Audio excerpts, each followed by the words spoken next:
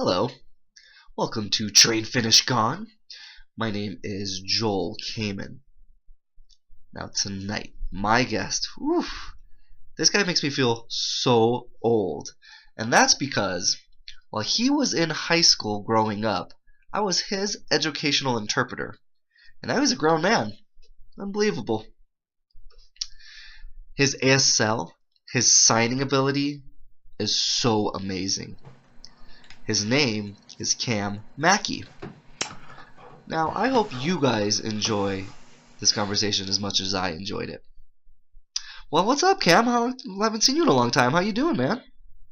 Well, really, I've just been kind of going around, traveling, going to different cities, different states, meeting new people, trying new flavors. And I've been really surprised, actually, because I thought Colorado was kind of standard in terms of how people acted and how culture was. But traveling, I see that a lot of places have their own unique culture, unique identity, and there's so much variety and that I haven't been exposed to yet, and it's really cool. And it's kind of strange to see like Russians and Mexicans and African Americans and all these different people just kind of one big melting pot and just living in the same town. And it was, you really get to see a lot of different variety. And they had all these variety of restaurants, this vegan restaurant, and delicious, just so good. And and it's just something different, something new. Veganism is really blowing up right now, and it's becoming very popular. And they grow their own food, and at this one particular restaurant. And so I figured, I'd try these different new foods, and it's actually turned out to be really delicious. All right. Well, where's the best place that you've been to so far? What would you say is the best place? Huh. I guess some would argue that Lincoln City would be the best place, but I would say the best place that I ever been to is Seaside. I love that place because of two reasons. One, the beach. You can walk along the beach, and there's a long stretch of beach. And this one particular part has these rocks that surround it at nighttime. And if you're lucky, you'll see a bunch of bonfires all along the beach. And the fog, starts to set in, and it's just a beautiful day, and it's just amazing. And you can sit there, and there's this one restaurant right by it. It's actually a really interesting story. It's a woman who accidentally ran into a garage with her car, and she felt so bad, and she talked to her, the people, and she talked about her dreams afterwards, and kind of turned into a restaurant. And so you gotta try their calamari soup. That's what I had, and it was so good. Wow, I bet that was super fresh, huh? They just get it right out the sea right there, huh? Oh yeah, oh yeah. Super good, and that's why I would say Seaside. And also because of the aquarium museum they have there. I got super stoned before going in, and we went in, and there's this tunnel you go through, and there's like these sharks that kind of swim by, and it's a mind fuck. But I had like opera playing in my ears, like as I could like hear this opera in my head, and as these sharks go by, and it was just perfect, and the environment's great. You had my friends were there, and the vibes are awesome, and it's just it was the best place I've ever been to, honestly. Wow. Well, that sounds amazing. All right, so let's talk about where you live, Colorado Springs. That's a very conservative place. Just a lot of religious people live there, and you don't quite strike me as religious. So, Christian anyway. Yeah, actually, I would say I'm the opposite. I said, I kind of said to myself, why not go for science, and you kind of look at the origin of science. It's like, oh shit, well, like it's really just energy. People just called it magic at one point, and then they started figuring out, well, where does magic come from? And it really started with paganism, polytheism. That was really the origins, and so I kind of was curious to see that perspective, and I kind of wanted to like have a different perspective, not the kind of things I grew up with, and and science actually really fits in with that. You talk about energy, and we use energy, and science is really a study of energy. Right, and there's just like you're right, technology and all this stuff really feels like magic, but science really explains what that magic is. That's right. And if you kind of went back in time and you kind of showed them, people would be shocked. Yeah, their minds would be blown. They'd be like, "You're a witch! You're a witch! You're a witch!" Yeah, exactly. Um, so it kind of feels like you would like be like a monk when you grow up. That's kind of how I'm kind of picturing you as an old man. That's kind of funny that you mentioned that.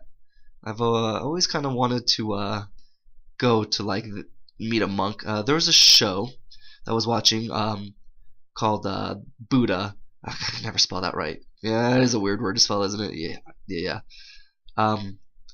And it's a show that talks about this man and how he became famous, this famous monk. And his father wanted him to become the king, and the prophet said, "Yeah, oh yeah, you're going to become the prophet said, no, he's going to become a sage. And his dad would say, no, no, no, he's going to be crowned king. He's going to be a soldier. He's not going to be like these sages out here. And he tried so hard to prevent his son from turning into a sage, and he failed. And he realized that he actually was a king, just a different kind of king. People looked up to him in the same way they looked up to a king as a sage.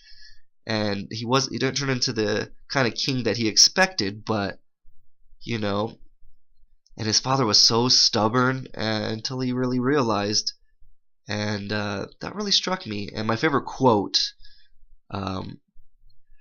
that came from that movie was that, if you're angry, and there was this guy and he was holding this hot coal ready to throw it at this guy that he was angry at, but he ended up just burning himself more holding on to this hot coal, and that really struck me, and that really stayed with me. And I was like, okay, yeah, that's a good point. So you into Harry Potter or what? Okay, let me explain something. I have never watched a single Harry Potter movie. I've never read a single Harry Potter book. And I've never seen anything really related to Harry Potter. Now, we talk about my wife. She is a huge Harry Potter fan. She's read all the books, she's seen all the movies, she's watched it all, but I don't quite get it. I guess there's a kid that's like a wizard or something, and there's a bad guy that has like a messed up face, and apparently you can't say his name or something. You blow up or something. Yeah, Voldemort. Yeah, I know that you're a big fan though, right? Oh yeah, deep to the bone. And I'm glad to say that I am in the house of Ravenlaws. Yeah. Okay. All right. Well, what about that book that really draws you to it? What's so great about it? There's so many things about it. Like, within that book, they have racism, sexism. They confront all the problems that we face today in society. And it also shows that, a boy kind of surviving through war and conflict, losing his parents, and Voldemort, this is like a very serious villain. He's like a murderer, and it's kind of like Hitler in a way. And if you apply it, you can kind of apply it to history. No, I'm serious. You can, it's integrated with that, and you talk about real life oppression. For example, when I talk about myself as a deaf person, I went to Colorado Springs School for the Deaf, and and in Harry Potter, there's he goes to a very special school that's very specialized, and everyone says, don't go to that school, just like they say, oh, you go to a deaf residential school, it's just dumb, you don't get a good education, and it's kind of a parallel to where people were telling Harry not to go to the wizard school because that's not where all the smart people go. And I read an article like all these millions of people that like anyone that reads the book, it really changes your perspective. It makes you into a better person. It kind of lets you relate to real life events, and you can see it in the book, and then you can see it right outside your front door. So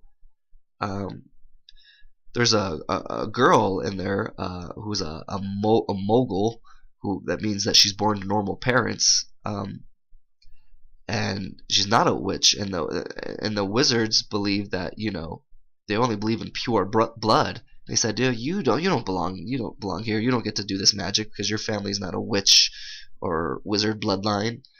They call her a muggle blood, and We're all offended by that, and you kind of look at how people feel today, and they're like, "Ooh, you're not quite what we want you to be." Like, someone's kind of born deaf. They're like, "Oh gosh, they're not pure blood," or really, it's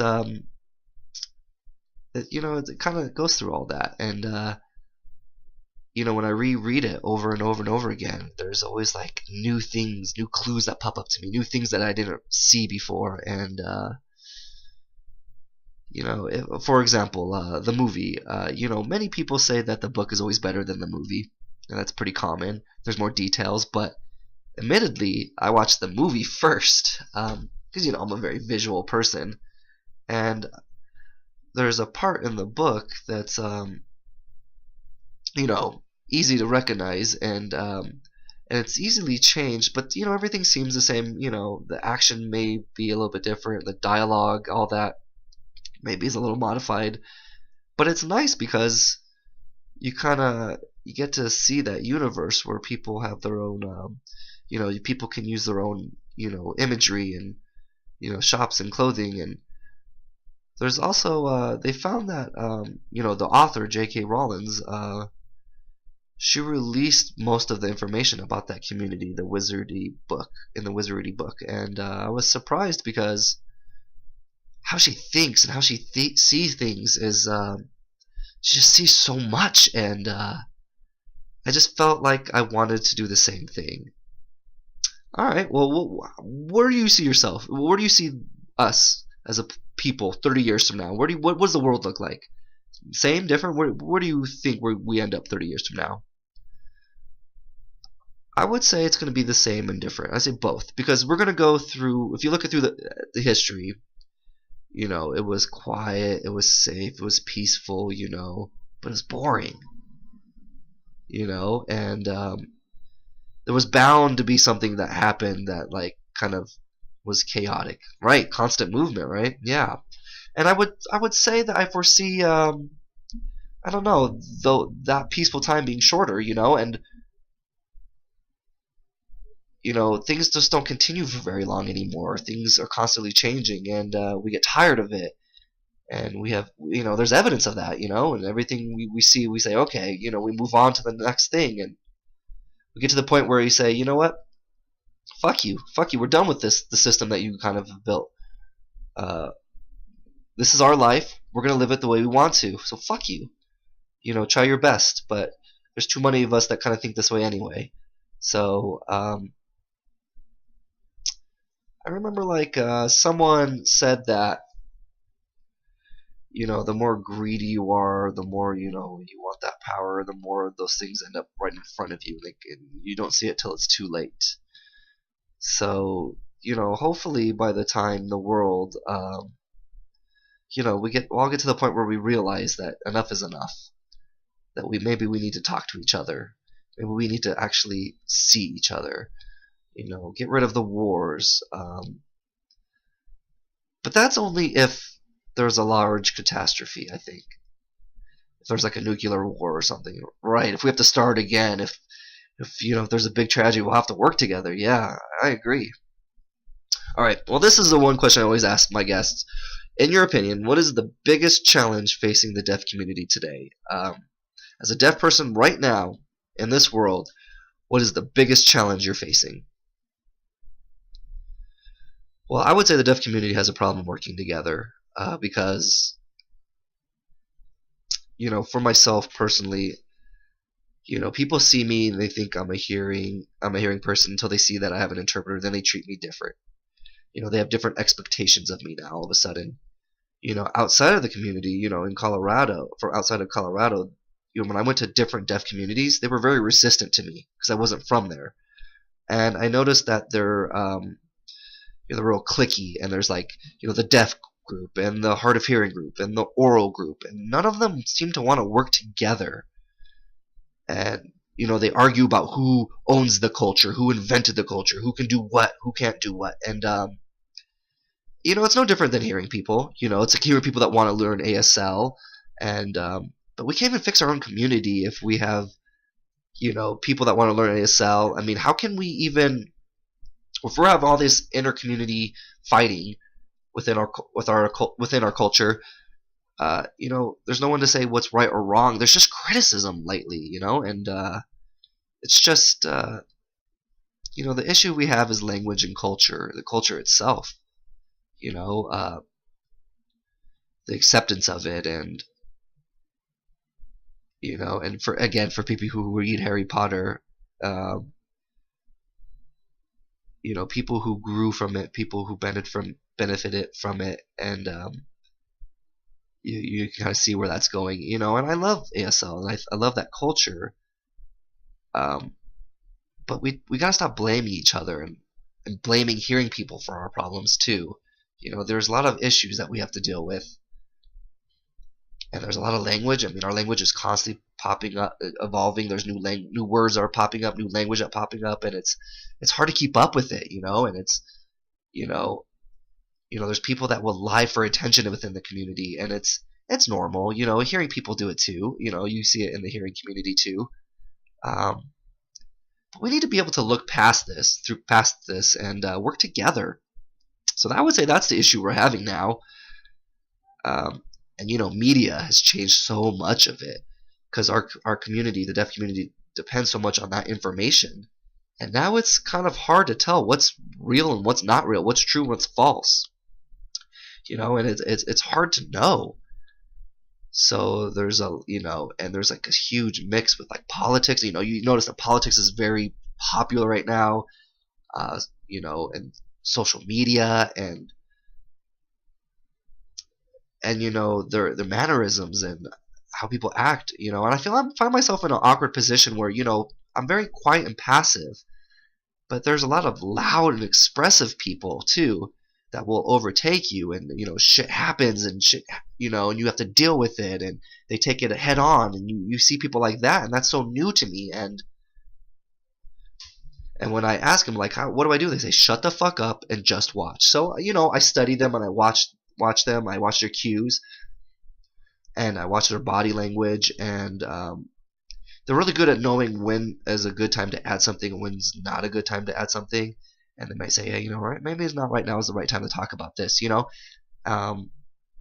they could tell that just by body language. And I had this guy that could read my body language perfectly and communicate with me perfectly, and something that I learned. And I noticed that people that try to there's people that you try to talk to something new, and they get real defensive, and they that guy was like, hey, this isn't gonna work, and personally I can see everyone's perspective, and I can see the different perspectives, and it's tough to because I'm not fully deaf in the deaf community. I grew up in a hearing family, so I feel like I have that culture in me too. You got deaf of deaf who like kind of have that in, they're lucky they have that full-on deaf experience. And so it took me a while to learn full ASL, because I wasn't allowed to learn ASL. It was excluded from me, and it was for kids especially too. Kids have like their own language, like at home. Like you got the people that their family speaks Mexican at home. And I remember this one guy, like a Mexican guy, criticized me because he said I thought I was saying a bad word, and I was like, he was showing me his language, and he was speaking so fast. I was like, you have to slow down. I can't quite understand what you're saying to me. And so he showed me one sign like for bridge, and their sign for this was so much different. I liked it, and I modified. I started using it, and they started using the famous like that sign, and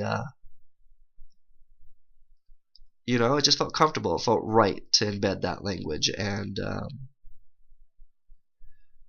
I wish I could have started at that age, to be honest, learning language in that way, and sign language in that way. And we had home signs that were just kind of like different, but for example. But there's new language too, for like barista. I was asking people like, what's the sign for barista? So I made up this sign for barista. How they can like really make art in their coffee, because they're really artists. And so I thought, hey, well, that's a good, easy sign. And, I'm a terrible speller, first of all. I can't figure spell for shit. I skip letters. I don't know how to spell anything. I'm like, please don't ask me to spell because I really don't know. And like, and I try to look up a picture but because I spell for shit, I can't even find the picture online. So I say, never mind. But when it comes to signing, that's different. It's for people who have never seen that sign rhinoceros. I had never seen it. I would, some people sign it this way or this way or this way. I had a guy say, "Oh, sign it this way," and I said, "Oh, I like that. It's so visual. It's so simple." And but some people are very very sticklers for letters in their signs, and um, but it's fine, because doing research, I saw that someone that uses finger spelling a lot, it's almost like showing off their knowledge, but the real skill comes from finding a sign to match that finger spelling. If you have that specific sign and open-mindedness to find the right sign for these words, and then if you really delve into it, you're able to find that. Yeah, I like that. Yeah. So and it's a challenge. It's a challenge to people to say, if you don't understand me, okay, what word should I use? You don't understand this word, because no one really taught me the English meaning of words. You know what I mean? I had to figure that out on my own. And so there's like a fun facts on this website, so I started like looking it up, and I was like, oh, I never knew that was the word for that. And it was really cool looking at these different things and learning the actual words. I wish I would have learned that, but it's hard when you're deaf. No one wants to kind of deal with you in that way. And it's easier if there's a place for kids to kind of come in and hang out and be able to sign and learn. And that's where it really starts. That's where the community would really start. That's where we need to start rebuilding this community, is hopefully the kids can look back and see the older community, see all the interfighting, that we still haven't really found our identity, and perhaps the youth can help us find our identity. You notice it's becoming very popular. It's in TV shows. You get a lot more famous people. It's growing. The deaf community is growing. So hopefully these kids can kind of come up and really have this identity, this strong deaf identity. The one issue we do have, though, is the issue of it being trendy. Right, for now, it's trendy right now, right? Right, and it's kind of used for entertainment purposes, and that's it, and homosexuals. It's very trendy to be homosexual right now and to dress that way, and but it's like there's been homosexuals. You can look it up since the Roman times. There's been they've been around, and so they're like, oh, I've never heard about this before. It's like, really? It's just like the deaf community. It's trendy now, and it's like, oh wow, all these deaf people. Like, oh my god, you guys have your own community? And it's like, yeah, what have you been living under a rock? Of course we do, and so it's a lot to take in. Now that I'm older, I'm starting to realize and take from these people that are like that have been around, and maybe we haven't been around long enough to really grow as a community, and there's still a lot of autism going on. Especially when it comes to jobs, you can see that a lot. Yeah, big time. And you almost have to lie to a certain extent. You don't want them to know that you're deaf, and especially if you say you lip read or something, and then you gotta try to like. You get fired for no reason, or if you try to like lip read and see what they're saying, they get a little suspicious, and and they expect deaf people to just be stupid, and you have to really prove your worth and prove that you can function just like a hearing person can, but they still kind of, they're like, oh, we gotta give you special accommodations, and I hate that feeling of like having to be singled out like that. And then it's like, oh, you thought I was dumb, but now you see I'm smart. But it can change their personality, and you have to really work hard to prove that you're intelligent and that you can function on a normal level. And here people don't need interpreters, don't need all this other stuff, and so if you act like you're two hearing, they're like, oh, you don't need any of those accommodations, so it becomes impossible. Well, guys, I hope you enjoyed this. Just something real quick. You know that I actually teach Krav Maga. That's right. And I started, pushing some real basic vlogs on Krav, and I hope you check them out. The goal of those videos is really just to expose people and just to be aware and to be generally more safe. So please, if you have a chance, go check those out. They're real short. They show you quick techniques, and hopefully sometime it can help you. I don't know. Alright, well, until next time, my name is Joel Kamen, and this has been Train, Finish, Gone.